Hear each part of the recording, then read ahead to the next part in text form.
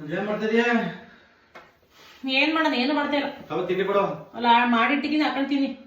ಯಾಕೆ ನಿನ್ನ ಕಟ್ಕೊಂಡಿರೋದು ಮುಂದೆ?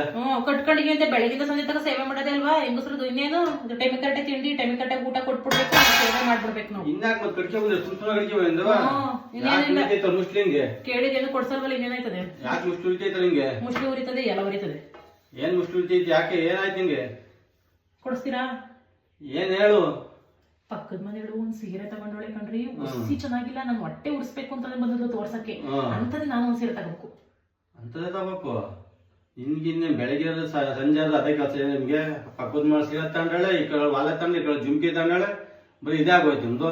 ಇನ್ನೇನು ಕೊಡಿಸ್ಬೇಡಿ ನೀವು. ಅದಕ್ಕೆ ಮತ್ತೆ ನಿಮ್ಗೆ ಏನು ಹೇಳೋದು ನಮ್ಮ ಸ್ವಲ್ಪ ಅರ್ಥ ಮಾಡ್ಕೋಬೇಕು. ಬೆಳಗ್ಗೆ ಮಕ್ಳು ಫೀಸ್ ಕಟ್ಬೇಕು, ಚೀಟಿ ಕಟ್ಬೇಕು, ಅವೆಲ್ಲ ಬಿಟ್ಬಿಟ್ಟು ನಿಂದ ಇದ್ ಮಾಡಿಕೊಂಡು ಸಂದೇವೆ ಸಾಯತಕ್ಕ ಇದ್ದೇ ಸಾಲ ಸಾಲ ಸಾಲ ಅಂತ. ಹಂಗಂತ ಏನು ಉಟ್ಕೋಬಾರ್ದು ತೊಟ್ಕೋಬಾರ್ದು ಅಲ್ವಾ ನಿಮ್ಗೆ? ಉಟ್ಕೋಬಾರ್ದು, ಸ್ವಲ್ಪ ಉಟ್ಕೋಬಾರ್ದು ಅಂತ ಹೇಳಕ್ಕಲ್ಲ. ಅವಾಗ ಬೇಕಾದ್ರೆ ತಗೊಂಡ ಕೊಡಿ. ಈಗ ಏನು ಅರ್ಜೆಂಟಾ?